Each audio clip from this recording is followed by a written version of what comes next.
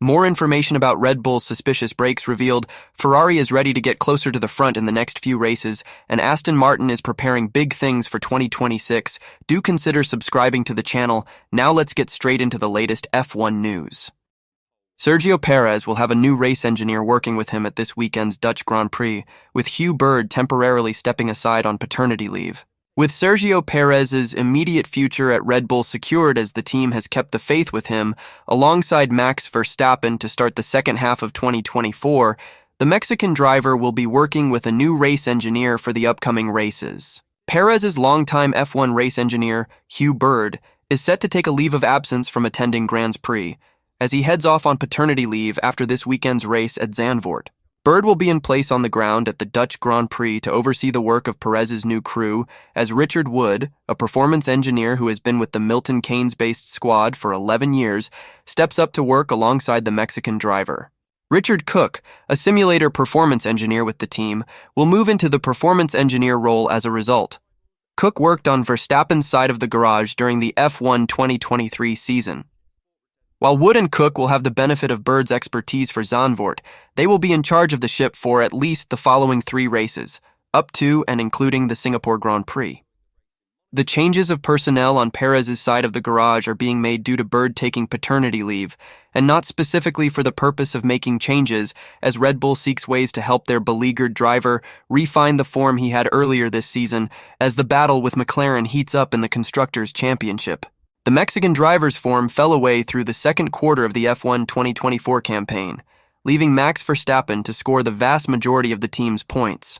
While speculation swirled that Red Bull could perform a mid-season swap to bring in either Daniel Ricciardo or Liam Lawson, a move that seemed highly likely after difficult race weekends for Perez in Hungary and Belgium, team boss Christian Horner has placed his faith in Perez to rediscover the form he started off this season with and bounce back. Perez is a known performer at several upcoming race weekend venues, such as Azerbaijan and Singapore, with the 2023 championship runner-up being given the security of at least the next handful of races to turn things around. As part of the bid to help Perez's comfort, Red Bull is understood to be reverting him to an early season specification on his RB20, rolling back on the mid-season upgrades that have seen him become increasingly ill at ease behind the wheel. Perez could be rolled back to the Chinese Grand Prix specification, where he finished in 3rd place in what is his most recent podium finish. Speaking over the summer break shutdown, Red Bull advisor Helmut Marko spoke about the decision made by Horner to keep Perez in his seat after it appeared highly likely a change would be made. Sergio Perez will also be in the Red Bull racing car after the summer break, because we now have races on the tracks where he was good last year, and we are relying on stability, Marko told Speedweek. Perez doesn't have to become faster but more consistent, and given the alternatives, he is still our best solution. McLaren CEO Zak Brown has made it clear that World Championship glory is the aim for his team as the second half of F1 2024 looms.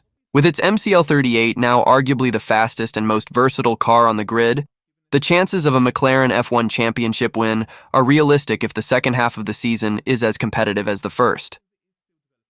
McLaren has turned both of its drivers into Grand Prix winners this season, with Lando Norris's maiden win coming in Miami and Oscar Piastri's at the Hungaroring. Max Verstappen's excellent start to the season has him in a reasonably comfortable position in the Drivers' Championship, 78 points clear of Norris as McLaren's leading driver, but there's a strong chance for McLaren in the Constructors' Championship. McLaren is just 42 points behind Red Bull, and unlike the Milton Keynes-based squad, have 2 drivers performing to the potential of the car as Sergio Perez has struggled for form throughout the middle portion of the season. Perez's form will likely play a deciding role in how close the championship gets, Brown has previously said, and the team's CEO has said the performance level of McLaren is such that the championship is now the goal as a 10-race flurry to the season finale begins this weekend at Zandvoort. The World Championship was Brown's firm answer to DAZN when asked for McLaren's goals for 2024. It would be the Woking-based team's first Constructors' Championship win since 1998, more than a quarter of a century ago, and such ambitions didn't appear possible at the start of the season, but Brown said this year is now within reach. "Oh yeah, for sure, that's the goal," he said. "It's game on, but it's not going to be easy." With questions to be answered on who the strongest team overall is, as Verstappen has kept Red Bull in the fight through a tricky middle portion of the season, Brown expressed his confidence in McLaren's pace. "I think we have a very strong team, and I think it's so close. But I like where we are," he said. "I wouldn't like to be at any place other than McLaren right now." Not only has Red Bull had to worry about McLaren's form, but Mercedes too. While McLaren hit its stride a little earlier in the season, Mercedes has come on leaps and bounds with its W15 and ended the first half of the season with 3 wins from 4 races, and a 1-2 in Belgium prior to George Russell's underweight car being disqualified. With McLaren contending with Mercedes to topple Red Bull from its perch, Brown said his team is eyeing up all their rivals with equal levels of admiration and fear. "We are concerned about all of them. Mercedes have definitely found their form," he said. "So I think they are going to be hard work for us. Ferrari seems like they are off a little bit, but just a little bit, so they could be back with one upgrade. And Max, it's obviously very special in an awesome team, so I'm worried about all of them." Carlos Sainz laments Ferrari are losing the development war against not only Red Bull and McLaren, but also Mercedes to fall to 4th in the pecking order. In the midst of a season in which Red Bull's rivals have made inroads into their advantage, Ferrari started well only to make a misstep with their Spanish Grand Prix upgrade. Putting a heavily revised SF24 on the track, the upgrade created issues with bouncing in the high-speed corners, which forced Ferrari to roll back on 3 months of development. That's cost them on the track and in the standings, as their modified Hungarian Grand Prix floor only went some way towards negating the bouncing. Sitting 73 points behind Red Bull, Ferrari now also trail McLaren by 21, with the Woking team on a 10-race top 3 streak, while Mercedes, having won 3 of the last 4 races, are closing at a rapid pace. Sainz reckons Ferrari has been outdeveloped by the trio, with McLaren making notable gains with their Miami updates, after which Mercedes unlocked the W15's potential with their Monaco changes. In the end, what is clear is that we don't have the pace of McLaren, Red Bull, and Mercedes, the Spaniard told the media, including PlanetF1.com. "As a team, we had a very strong start, and the last few races have been a bit tougher. In general, I feel like we have been a bit outdeveloped by our main competitors, but at the same time, there's still a second half where we can be a lot more competitive, and we're working hard for that." Lamenting that Ferrari are now, at best, the 3rd if not 4th fastest team on the track, Sainz pointed to Mercedes' recent wins as cause for concern. The Brackley squad has featured on the podium in every one of the last 6 races, 3 of those coming from victories that have meant they've outscored Ferrari by 170 points to 93 since Charles Leclerc's Monaco Grand Prix victory. It's clear now with Mercedes when it comes to these kinds of tracks like Silverstone or here, they are very competitive and they're quicker, Sainz said. "Now it's time for us to put our heads down and try to develop this car to try and get back to not only fighting back with Mercedes, but those 2 or 3 tenths that Red Bull and McLaren have on us. I think it's clear to me that we are the 3rd or 4th fastest team," he continued. "Our direct competitor now, Mercedes, has won a lot of races recently, and Red Bull and McLaren, we know they are quicker also, so we need to improve the car for the next segment to make sure we stay in the game." The run into the 2024 checkered flag begins with the Dutch Grand Prix on August 25th and marks the countdown to Sainz's Ferrari exit with the Spaniard off to Williams next season. Former F1 hopeful Robin Freins has claimed he has also heard the FIA made Red Bull change something on the RB20, and that's responsible for the team losing speed. But what exactly that something was that they found or that rivals complained about, he couldn't say. Although Red Bull started this season by picking up where they left off in 2023, claiming 4 wins in 5 races, Max Verstappen has added just 3 in the last 9 Grand Prix. Instead, it has been McLaren who had their moment at the top of the timesheets with the fastest car on the grid, while more recently Mercedes has come to the fore with 3 wins in the last 4 races. Red Bull retained the lead in both championships thanks to their early season form, but McLaren has closed the gap to 42 points in the constructors and Lando Norris 78 points behind Verstappen in the drivers' standings. With Verstappen on a 4-race winless streak heading into his home race in Zandvoort, Freins believes there's more to the story than McLaren and Mercedes simply winning the development war. "What's going on at Red Bull?" the Dutchman wrote in his Formula One magazine column. "In terms of why did they lose so much speed all at once?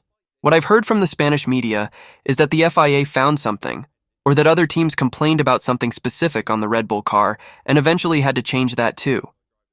That's why they lost a lot of speed." I wouldn't be surprised if that's true because in Formula One, things are fierce between the teams. Everyone is watching each other. That's what makes the sport so much fun, I think. Every team tries to discover the gray areas in every field.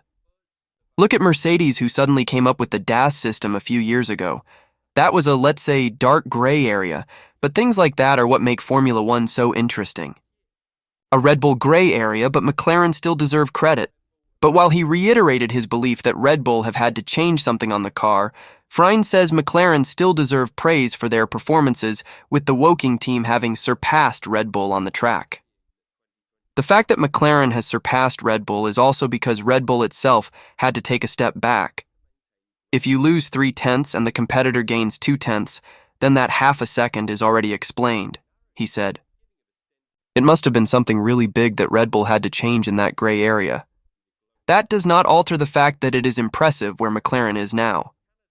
Last year, during testing, they were nowhere at all, and now the car is running like a charm. I think we should not underestimate the influence of team boss Andrea Stella in this. You see McLaren growing. This is certainly not an isolated incident. They have two young drivers with Lando and Oscar who have more or less the same driving style. That also helps with development. McLaren will do everything they can for the championship. If it really comes to a fight, I think Max will be under more pressure than Lando. In Hungary, the team made mistakes. Max clearly did not enjoy it, took some risks here and there. If you have a few races like that and Lando benefits, then things can go quickly. McLaren has nothing to lose, Red Bull everything. Aston Martin have experienced a spectacular fall from grace in the last 18 months. After losing their way with last year's development, Aston are again failing to make meaningful progress in 2024. With upgrades to the AMR24 not working as expected, Fernando Alonso has already spoken about writing off this season. Because of this, the news about Aston Martin's new wind tunnel being finished is a huge positive. Perhaps the biggest frustration for Aston Martin is that their poor results are detracting from their off-track progress. The British squad's project is still immensely impressive. Their partnership with Honda for the 2026 regulations, combined with the construction of other new infrastructure, is evidence of their ambition. Moreover, these investments from Lawrence Stroll will give the team more autonomy. Rather than relying on Mercedes for engines and a wind tunnel, Aston Martin will completely control their development by 2026. This makes the latest information from the Silverstone-based operation very significant. With Adrian Newey potentially joining the team, Aston Martin could become a very formidable prospect over the coming months. Then again, until they take the necessary leap and become a front-running outfit, there will always be doubts. Dan Fallows, technical director at Aston Martin, confirms the team's progress on their infrastructure. The new simulator we have is obviously a state-of-the-art simulator, which will be brought into operation later in the year, as will the wind tunnel, that Motorsport quotes him as saying. Both are massive improvements for us and allow us to do a lot more testing in the way we want to. These new tools will give us much more flexibility than we have at the moment. There have been many things that we would have liked to do, but have not been able to do because of these limitations. The 2026 car will be designed entirely in the new wind tunnel from the beginning of next year. Teams are prevented from developing their 2026 cars until January 1st, 2025. Therefore, Aston Martin's latest facilities will be ready for the beginning of their development on the new regulations. Of course, a new wind tunnel will not automatically solve all the team's weaknesses. It would be a gross oversimplification to attribute Aston's decline exclusively to a faulty correlation with their wind tunnel. As shown on several occasions since the start of 2023, there are still operational deficiencies for the team to address. McLaren, who are also powered by Mercedes, have proven in recent months that performance must be accompanied by strategic and operational excellence. Mercedes always had faith that its W15 Formula One car would be quick, and was actually surprised it could not deliver on its potential earlier in the campaign. The German manufacturer went into F1's summer break with a tally of 3 wins from the last 4 races, with George Russell having triumphed in the Austrian Grand Prix, and Lewis Hamilton adding victories in Great Britain and Belgium. The success has come after a series of upgrades that arrived around the time of the Monaco Grand Prix helped unlock the better car balance characteristics that the team had been chasing. Trackside engineering director Andrew Shovlin thinks that key to the team making the step forward was simply a gradual progression in its understanding of how to unlock the potential it knew its car had. It wasn't so much a breakthrough moment, he said. I think we always thought this car, on its day, it seemed to be quick. But being able to do that across the whole weekend was a bit of a challenge for us in the early part of the year. It's now more usable. That's not one development. That's lots of things that we've done to try and get on top of those issues. As I said, we were surprised we weren't quicker at the start. We thought we'd made a good car and underneath it was a good car. It just had some problems that we had to get on top of. Now we're seeing the result of that hard work. Chauvelin thinks that progress with its car ramped up once Mercedes had a proper understanding of what was needed to make it quick. It is just a feature of how well the organization's working, he said. A lot of success in F1 is about learning, and it's about ideas. At the moment, the rate of learning has been high this year, and the generation of ideas has been good. Ultimately, that's where all the new parts and new developments come from. Red Bull advisor Dr. Helmut Marko has described Red Bull's RB20 as a bitch, which only Max Verstappen can tame. The Milton Keynes-based team enter this weekend's Dutch Grand Prix with a 42-point lead over McLaren, who now have the strongest package on the grid. For the first time since the current regulations were introduced in 2022, Red Bull do not have the dominant car, with both Verstappen and Sergio Perez having encountered difficulties with the RB20. It was the complete opposite in the opening rounds, as Verstappen won 4 of the first 5 races, whilst Perez was also driving with confidence. Something has changed for Red Bull recently, though, with Marko being unsure where an error has been made. At the start of the season, we had a car that was as balanced as the McLaren is now, Marko told Auto Motor and Sport. It could handle all tracks and all conditions. Then we took a wrong turn somewhere. The car has become a bitch that only Max can tame. Marko continued. They made the car more and more unpredictable. It became more and more difficult to set it up and balance it. Perez has been nowhere since Red Bull's recent difficulties started, with even Verstappen having encountered struggles in Hungary. The reigning world champion has been forced to wrestle the RB20, yet still set the fastest time in qualifying by some margin in Austria and Belgium. Marko rates Verstappen's Q3 laps in those two countries highly, and has compared the Austrian team to what Mercedes were like earlier in the season. Those were special qualifying laps from Max, Marko added. In the race, the superiority was gone. Like Mercedes at the beginning of the year, we are sometimes fast and sometimes slow depending on the conditions, sometimes even in the same race as in Silverstone, where it rained in between. Verstappen has failed to secure a victory in the last 4 victories, and only has 1 podium since he won the Spanish Grand Prix. Some things have gone against the 3-time world champion, as outlined by Marko. We are better than our last results, Marko insisted. Without the bad pit stop in Spielberg, the collision with Hamilton in Hungary, and the grid penalty in Spa, Max would be in a better position.